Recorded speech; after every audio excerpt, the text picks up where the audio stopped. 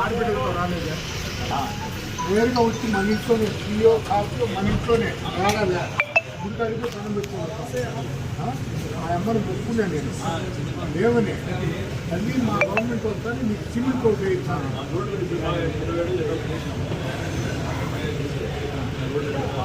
Cement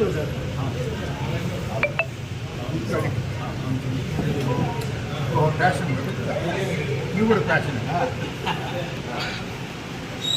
నువ్వు చెప్తే చేస్తున్నావు.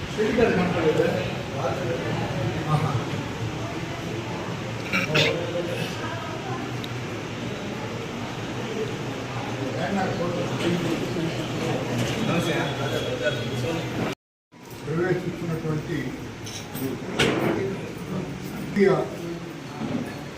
అమ్మన్నమ్మ లక్ష్మీనాయుడు యొక్క కుమారుడై నారావాడపల్లిలో జన్మించి అక్కడ ప్రైమరీ ఎడ్యుకేషన్ పూర్తి చేసుకొని తిరుపతి ప్రకాశం స్కూల్లో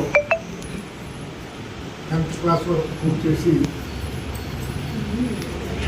తిరుపతిలోనే చదివి పక్కన ఉన్నటువంటి సంగటి నియోజకవర్గం నుంచి 78లో ఎమ్మెల్యే అయి 83 వరకు మంత్రిగా ఉండి ఎన్డీఏ క్యాబినెట్లో డొనాల్డ్ ట్రంప్ క్యాబినెట్లో ఉంటూ ఎన్టీ రామారావు గారికి అల్లుడై ఎన్టీ రామారావు గారు స్థాపించినటువంటి తెలుగుదేశానికి పార్టీని ముందుకు తీసుకొచ్చి చంద్రబాబు నాయుడు గారు 2 తలగా ఉంటూ రాష్ట్రం కోసం ఇప్పటికే మంచి కృషి చేస్తున్నటువంటి వ్యక్తి. ఉన్నటువంటి ఆర్థిక పరిస్థితుల దృష్ట్యా అన్నీ అమలు చేయలేనటువంటి పరిస్థితుల్లో ఉన్నాం. రేపు నెల 3వ తారీఖు నాటికి సంవత్సరం అవుతుంది ఎన్నికలై.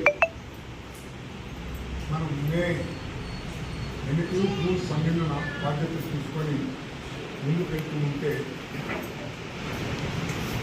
రాష్ట్ర ఖజానా చాలా దివాలా తీసినటువంటి పరిస్థితుల్లో ముఖ్యమంత్రి బాధ్యతలు తీసుకోవడం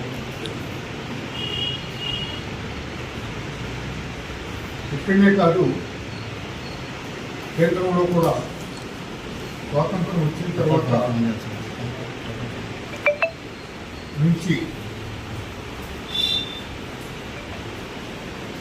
2014 వరకు భారతదేశం అప్పు 54 లక్షలు, 15 లక్షలు. ఇవన్నీ తట్టుకుంటా పోతే కొంచెం కష్టమైన ఉంటారు. కార్యకర్తలంతా ఏదో మన గవర్నమెంట్ వచ్చింది, కొన్ని మంచి పనులు జరుగుతాయనేటువంటి ఆశ పెట్టుకున్నారు. ఏ డిపార్ట్మెంట్ కూడా డబ్బులు ఇవ్వలేనటువంటి పరిస్థితులు ఉన్నాయి.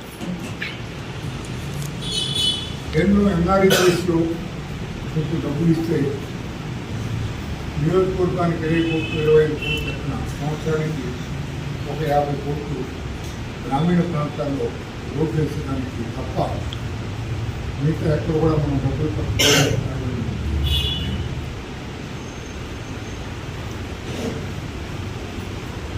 ఇవన్నీ దృష్టిలో పెట్టుకొని ఇంకా 1-2 సంవత్సరాలు అప్పుల నుంచి బయటపడాలంటే టైం పట్టింది. నేను కూడా పెద్ద ఆశ పెట్టుకొని పేదలకు ఏ విధంగా ఉపయోగపడాలి,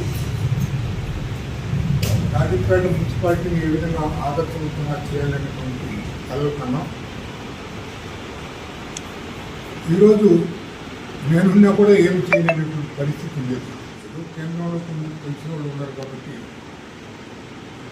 మనకు 400 కోట్లు అయితే మున్సిపాలిటీ సరిపోతుంది అనుకున్నాం. ఏదేమైనప్పుడు కూడా భవిష్యత్తులో మంచి జరగాలని చెప్పేసి కోరుకునేవాళ్ళు మొదట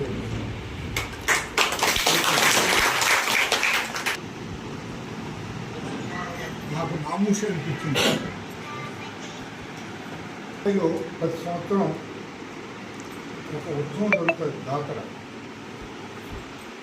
అక్కడికి స్వామి మేము అధికారంలోకి వస్తానని నీకు సిమెంట్ రోడ్డు వేస్తాను ఫోన్ వస్తున్నాను. రేపు నేను మట్టి రోడ్డులోనే పోవాల్సి వస్తాను. రేపు పోతున్నా నాదే కానీ వచ్చేసరికి పోతాం అంటే ఒక్కొక్కటే తల నిండా ఉన్నాయి. 1-2 సార్లు చంద్రబాబు నాయుడు గారి దృష్టికి తీసుకెళ్ళాం. ఈ మధ్యలో చేయకుండా ఒక బిడ్డ వీళ్ళు చేయగలిగారు. ఒక విధంగా ఇంట్లో కుటుంబాన్ని గురించి ఎప్పుడు పట్టించుకోలేదు. నేను నిద్ర లేకుండా రాజకీయ తప్ప వేరేది ఏమీ కనపడలేదు. అందువల్ల ఎక్కడికి పోయినా మనకు విరామం కాదైనటువంటి విషయం. ఏది ఏమైనప్పటికీ కొందరు కార్యకర్తలు చనిపోతే కూడా ఈ 3 నెలలు నేను చూడలేకపోయింది. ఏదో పాటతో చెప్తున్నారు. నిశ్చితార్థం పీటల మీద కూర్చున్నాడు, చావు పడిపోవడం. మన కార్యకర్తలు మీకు తెలుసు ఆత్మహత్య చేసుకుందానికి ప్రయత్నం చేశారు. స్వర్గీయ ప్రసాద్ కార్యదర్శి. ఆ కార్యాన్ని కూడా నేను అడిగాను.